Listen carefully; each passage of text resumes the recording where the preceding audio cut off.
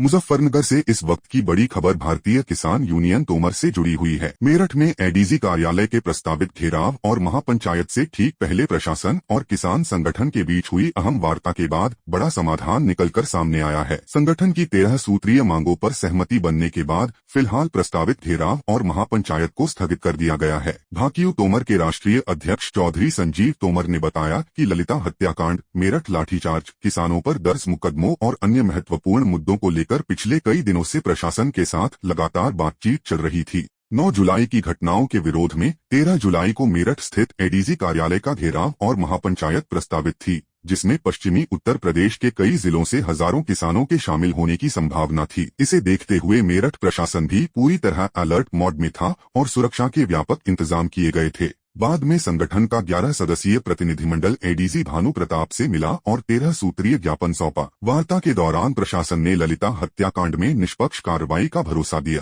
साथ ही पीड़ित परिवार को आर्थिक सहायता, परिवार के एक सदस्य को सरकारी नौकरी, सुरक्षा और अन्य आवश्यक सुविधाएं उपलब्ध कराने का आश्वासन भी दिया गया। इसके अलावा प्रदर्शन के दौरान किसानों पर दर्ज मामलों की समीक्षा कर उचित राहत देने का भरोसा भी प्रशासन की ओर से दिया गया। इन सभी प्रमुख बिंदुओं पर सकारात्मक सहमति बनने के बाद भारतीय किसान यूनियन तोमर ने अपना आंदोलन फिलहाल स्थगित कर दिया। इसके बाद किसान शांतिपूर्वक अपने अपने घर लौट गए। हालांकि संगठन ने साफ किया है कि यदि आश्वासनों पर समयबद्ध कार्रवाई नहीं हुई तो भविष्य में आंदोलन की रणनीति फिर से तय की जाएगी। देखिए, भारतीय किसान यूनियन तोमर द्वारा मेरे द्वारा जो है घोषणा की गई थी 9 जुलाई को कि जिस तरीके से मेरठ में 8 जुलाई में जो है लाठीचार्ज हुआ था और जिसमें ललिता गौतम के जो परिजन थे वहाँ पर, उसके चलते प्रदर्शन चल रहा था। आज वहाँ पर हमारे जो राष्ट्रीय सलाहकार हैं जयदीप सागवान जी, उनके नेतृत्व में एक प्रतिनिधिमंडल वहाँ पर मिला है और उसका कारण ये रहा है, कल रात लगभग 12 बजे तक जो मेरठ का प्रशासन है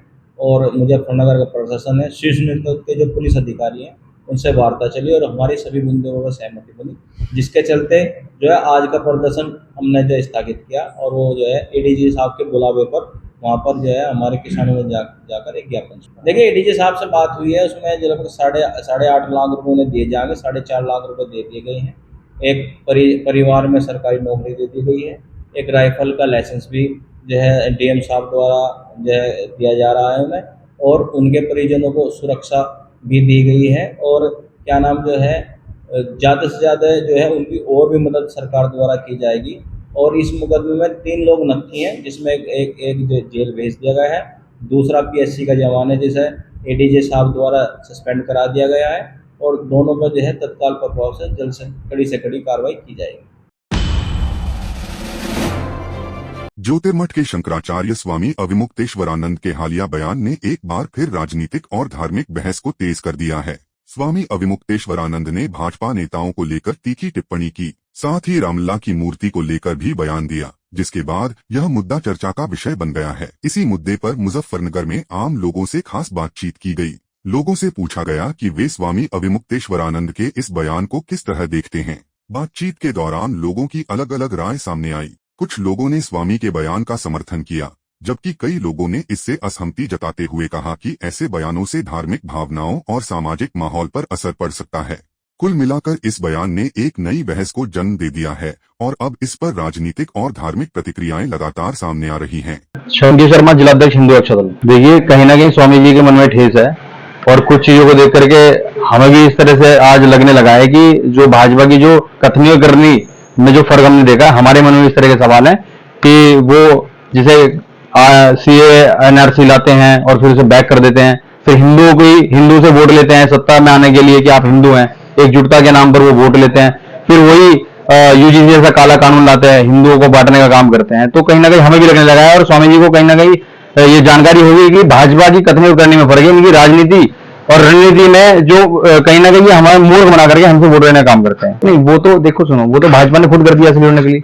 भाजपा खुद आज के टाइम में प्रमाण मांग रही है। भाजपा का कहना यह है कि जो भाजपा में है वो असली हिंदू है और जो भाजपा में नहीं है वो नकली हिंदू है। जबकि हमारा कहना है कि जब मंदिर की अगर बात करें हम श्री राम मंदिर की, तो श्री राम मंदिर में जिन लोगों ने आंदोलन करा था, जो कारसेवक थे, उनके परिवार से पूछने वाला नहीं है। उनके परिवार की आज क्या दयनीय स्थिति है। जो 2 युवा मरे थे जिन्हें हिंदू संगठन हर वर्ष उन्हें याद करता है, उनके कहीं श्री राम मंदिर में फोटो तक नहीं, उनका नाम तक नहीं है। क्यों नहीं होना चाहिए उनका नाम? आज मोदी जी खुद ब्रांड एम्बेसडर बन करके मोदी जी अपना फोटो, अपना नाम और अपने नाम से पूरी चीजें करते हैं जब मंदिर उद्घाटन होता है। क्यों नहीं उनके परिवार को बुलाना चाहिए? जो कार सेवक गोलियां चली थी उनके परिवार को बुलाना चाहिए, उनके परिवार को याद करना चाहिए। उनका बलिदान नहीं हुआ था? जिन परिवारों को बलिदान हुआ था मंदिर को लेकर के, जो जिन्होंने लड़ाई लड़ी थी, और जिन स्वामी जी की आप बात कर रहे हैं, ये वही स्वामी जी हैं जब भाजपा का अस्तित्व भी नहीं था तब इन्होंने श्री राम मंदिर की लड़ाई लड़ी थी, अग्रणी भूमिका में लड़ी थी, मुकदमे लिए थे इन्होंने, अपने पैसे खर्च करे थे इन्होंने स्वामी जी ने।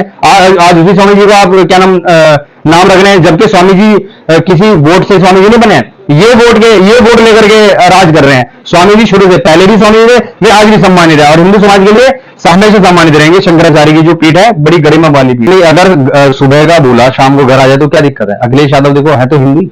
अगर अखिलेश यादव जी अपनी गलती को मानते हुए स्वामी जी के चरणों में है तो वो लात मार के भगा देंगे। तो स्वामी जी को उन्हें अपनी गलती का एहसास हुआ और स्वामी जी के चरणों में हम तो स्वागत करते हैं अखिलेश यादव जी की। उनकी बुद्धि काम आई है, उन्हें पता चला कि सनातन की ताकत क्या है। और अखिलेश यादव जी आज कहीं ना कहीं स्वामी जी के चरणों में, वो भी चाहते हैं कि हिंदू समाज की वोट हमें मिले। अगर अखिलेश यादव जी अपनी गलती को माफ करते हुए अगर क्षमा मांग रहे तो क्या दिक्कत है? देखो, क्षमा मांगने वाला भी बहुत बड़ा बहादुर होता है जो अपनी गलती को क्षमा मांग दे। मैं शैलेंद्र गौतम, जिला अध्यक्ष, राष्ट्रीय अधिकार मोर्चा, राम पार्टी, मुजफ्फरनगर। स्वामी जी ने जो भी कहा है बिल्कुल सत्य कहा है। क्योंकि नकली हिंदू और असली हिंदू भगवान हनुमान जी को अपने सामने कभी भी पार्टी का झंडा देके नचाएंगे नहीं। अब वो भगवान को जो नचा रहे हैं वो असली हिंदू कैसे हो सकते हैं? अपने आप तो गाड़ी में आप ये देखिए, असली हिंदू क्यों नहीं है? भाजपा जो सत्ता में आई थी हिंदुओं के नाम पे आई थी कि हिंदू आदिता जिंदाबाद, और हिंदू मुस्लिम करके आई। हिंदुओं को डराती है कि भैया मुसलमान खा जाएंगे आपको। और आज वो ऐसा कर बैठे हैं, एक ऐसा कानून लिया है जिससे वो असली हिंदू और नकली हिंदुओं की पहचान करा रहे हैं। एक यूजीसी का कानून लेके आए हैं जिसमें उन्होंने स्वर्ण समाज को अलग बांट दिया है और एससी बैकवर्ड्स वगैरह को अलग बांट दिया है। तो नकली और असली तो ये हमारे आदरणीय प्रधानमंत्री जी डिसाइड करेंगे कि असली कौन है और नकली कौन है।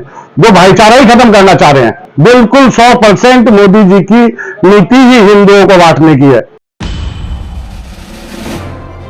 राम मंदिर के चढ़ावे को लेकर जारी सियासी घमासान के बीच अयोध्या में पोस्टर वार शुरू हो गया है। शहर में समाजवादी पार्टी के नेताओं के पुराने बयानों वाले पोस्टर लगाए गए, जिससे राजनीतिक माहौल गर्मा गया। इन पोस्टरों में समाजवादी पार्टी के राष्ट्रीय अध्यक्ष अखिलेश यादव, वरिष्ठ नेता रामगोपाल यादव और शिवपाल यादव समेत कई नेताओं की तस्वीरें लगाई गईं। पोस्टरों में रामलला और राम मंदिर को लेकर दिए गए उनके पुराने बयानों का भी उल्लेख किया गया है। पोस्टर सामने आने के बाद शहर में राजनीतिक चर्चाएं तेज हो गईं। हालांकि प्रशासन ने कार्रवाई करते हुए अधिकांश स्थानों से इन पोस्टरों को हटवा दिया। राम मंदिर चढ़ावा विवाद पहले से ही राजनीतिक बहस का केंद्र बना हुआ है और अब पोस्टर वार ने इस मुद्दे को और हवा दे दी है। फिलहाल इस मामले में विभिन्न राजनीतिक दलों की प्रतिक्रियाओं पर सभी की नजर बनी हुई है। राजस्थान के नागौर जिले में उस समय हड़कंप मच गया जब नागौर जिला न्यायालय और मेड़ता डीजे कोर्ट को ईमेल के जरिए बम से उड़ाने की धमकी मिली। सूचना मिलते ही पुलिस, बम निरोधक दस्ता और अन्य सुरक्षा एजेंसियां मौके पर पहुंची और एहतियात के तौर पर दोनों न्यायालय परिसरों को तुरंत खाली करा दिया गया। इसके बाद सुरक्षा एजेंसियों ने पूरे परिसर में सघन तलाशी अभियान चलाया। हालांकि जांच के दौरान किसी भी तरह की संदिग्ध या विस्फोटक सामग्री बरामद नहीं हुई। इसके बावजूद पुलिस पूरे मामले को गंभीरता से लेते हुए तकनीकी जांच में जुटी हुई है। बार संघ अध्यक्ष डॉक्टर पवन श्रीमाली ने कहा कि लगातार न्यायालयों को निशाना बनाकर आम लोगों में भय का माहौल बनाने की कोशिश की जा रही है। उन्होंने धमकी भेजने वालों की पहचान कर उनके खिलाफ सख्त कार्रवाई की मांग की है। वहीं वित्ताधिकारी और प्रोबेशनरी आईपीएस अधिकारी जतिन जैन ने बताया कि फिलहाल कोई विस्फोटक सामग्री नहीं मिली है, लेकिन पुलिस हर पहलू की गहन जांच कर रही है और ईमेल भेजने वाले की पहचान के प्रयास जारी हैं। सही बात है, बिल्कुल।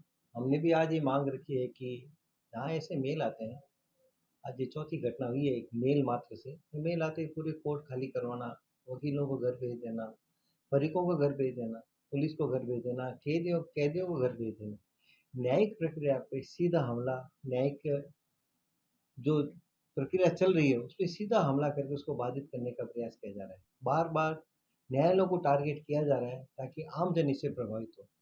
वास्तव में ये विषय धमकी देना है, न्याय खाली करने का नहीं है। विषय तो ये जांच एजेंसियों का है, कहाँ से सोर्सेज है। सारे न्यायालय हाईटेक है, कंप्यूटर है, सब जगह कैमरे लगे हुए, लेकिन मेल का सोर्सेज तो जांच एजेंसियां पता लगाएगी। और जांच एजेंसियां कर क्या रही है? इनको इनके सोर्सेज का पता लगा के इनके खिलाफ कार्रवाई करनी चाहिए। एक छोटा सा मेल है, पूरा कोर्ट प्रभावित हो गया, पूरी न्याय व्यवस्था प्रभावित हो गई। और ये न्याय व्यवस्था खाली न्यायिक मुकदमों से प्रभावित नहीं हुई है। आने वाले फरीक जो नया मुकदमा लेके आए, कोई किसी पेशी की उम्मीद में है, कोई जमानत की उम्मीद में है, उनकी जमानत भी आज नहीं हुई। इस बार मेल में स्पष्ट रूप से वजह बताई गई है कि प्रोफेट मोहम्मद साहब के विरुद्ध कोई टिप्पणी की गई है, उसके लिए हम बम धमाके करेंगे और कोर्ट को खाली कर दे जाए। मानव की जन की हानि नहीं करेंगे, इसलिए कोर्ट खाली कर दें, हम बिल्डिंग उड़ाएंगे। सिर्फ ये सिर्फ किसी मानसिक रूप से विक्षिप्त व्यक्ति की, किसी मजाकिया व्यक्ति की, नौसिखिए व्यक्ति द्वारा ये किया गया है, जो सिर्फ हमको पीड़ित करना चाहता है, सिर्फ प्रभावित करना चाहता है अपनी छोटी सी प्रसिद्धि के लिए। बड़ी बात है, ऐसे लोगों तक पुलिस पहुंच नहीं पा रही है। इतनी हाईटेक एजेंसियां हैं, साइबर क्राइम ब्रांच अलग से है, वो लोग पहुंच ही नहीं पा रहे हैं और सब न्याय व्यवस्था प्रभावित हो रही है। ये एक ईमेल और सूचना हमारे तक आई थी कि विभिन्न जो कोर्ट्स हैं नागौर ज़िले के अंदर, जो नागौर का कोर्ट है उसके साथ भी, कि यहाँ पे बम से उड़ाने की धमकी मिली है कि बम जैसा मादक पदार्थ यहाँ पे है जिसका उड़ाया जा सकता है।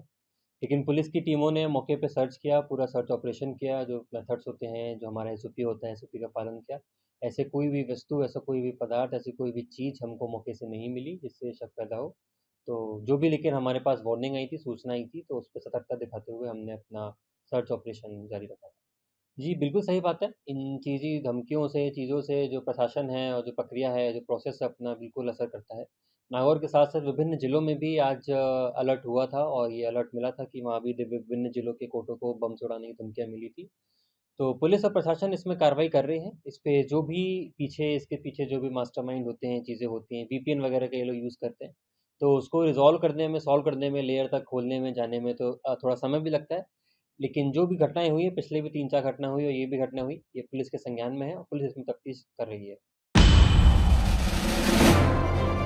झारखंड की राजधानी रांची में पुलिस ने नशा तस्करी के खिलाफ बड़ी कार्रवाई करते हुए 4 आरोपियों को गिरफ्तार किया है। डोरंडा थाना क्षेत्र में की गई इस कार्रवाई में पुलिस ने आरोपियों के कब्जे से 159.03 ग्राम ब्राउन शुगर की 1444 पुड़िया बरामद की हैं। इसके साथ ही 58,100 रुपए नकद और 3 मोबाइल फोन भी जब्त किए गए हैं। पुलिस के मुताबिक यह कार्रवाई वरीय पुलिस अधीक्षक को मिली गुप्त सूचना के आधार पर की गई। सिटी एसपी के निर्देश और डीएसपी हटिया के नेतृत्व में गठित विशेष टीम ने छापेमारी कर चारों आरोपियों को गिरफ्तार किया। फिलहाल सभी आरोपियों के खिलाफ एनडीपीएस एक्ट के तहत मामला दर्ज कर लिया गया है। पुलिस अब यह पता लगाने में जुटी है कि इस तस्करी नेटवर्क के तार किन किन लोगों से जुड़े हैं और ब्राउन शुगर की सप्लाई कहां से की जा रही थी। मामले में आगे की जांच जारी है।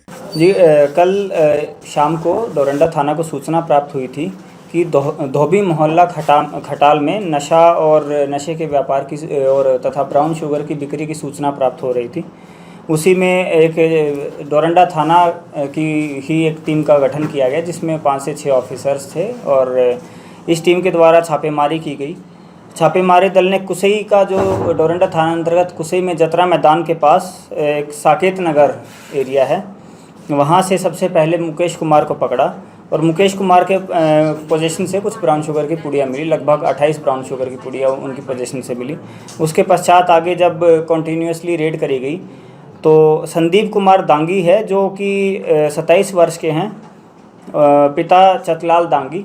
ये किराए के मकान में रहते थे और ये ओरिजिनली रहने वाले हैं इटखोरी के और इनकी पोजीशन से लगभग 1350 पुड़िया जो है ब्राउन शुगर मिली है। तो इन टोटल 1444 पुड़िया ब्राउन शुगर की जो है पुलिस के द्वारा बरामद की गई हैं।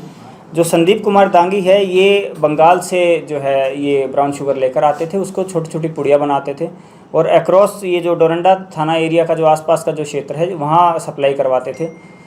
सप्लाई करने की जो खेप है, इनकी छोटी छोटी खेप में ये लोग लोकल लड़कों को देते थे और फिर वो इस सप्लाई नेटवर्क को चला रहे थे। इनकी पोजीशन, चूँकि इनकी पोजीशन से ही जो सबसे ज़्यादा ये जो सब मिला है, इन्होंने ये भी स्वीकारा है कि ये पहले भी ऐसे खेप लाकर इस एरिया में बेच चुके हैं। तो इन टोटल 1444 ब्राउन शुगर की पुड़िया मिली हैं, जिनका कुल वज़न 160 ग्राम है।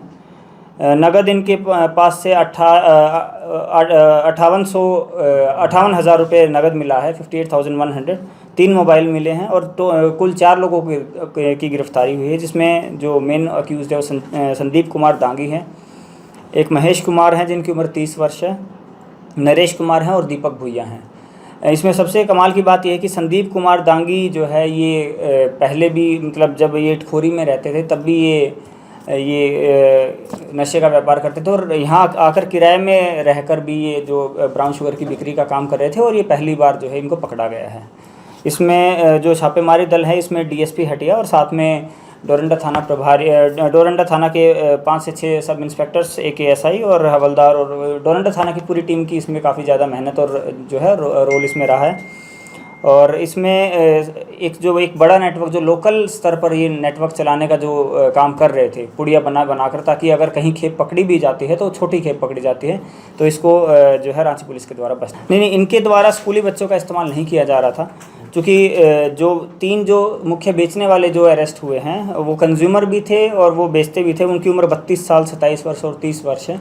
तो उनका ऐसे जो ड्रग्स के जो कंज्यूमर थे उनको ही एज अ डिस्ट्रीब्यूटर भी ये लोग यूज़ कर रहे थे, जिसमें से 2 पुड़िया उनके कंजम्पशन के लिए दे देते थे और 18 अगर 20 पुड़िया का एक कंसाइनमेंट दे रहे हैं तो 18 पुड़िया बेचने के लिए और 2 पुड़िया उनको कंज्यूम करने के लिए लोग दे देते थे। और जो मेन जो एक्यूज़ है इन्हीं के द्वारा ही ये पूरा संचालित किया।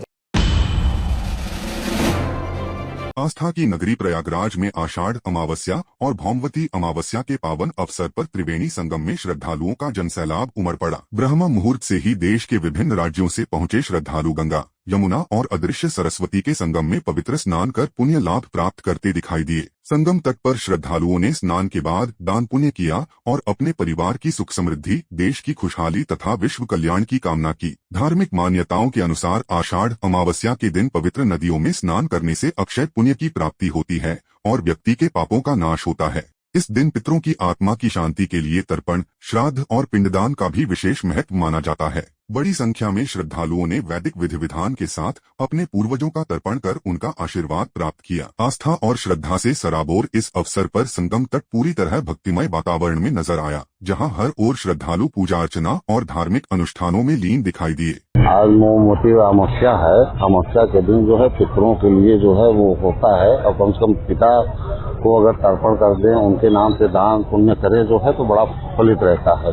या तो अमावस्या है, दिन मंगलवार है और गंगा मैया से सभी देश के लिए खुशहाली चाहते हैं और जो भी आपकी मन्नतें हों पूर्ण हो।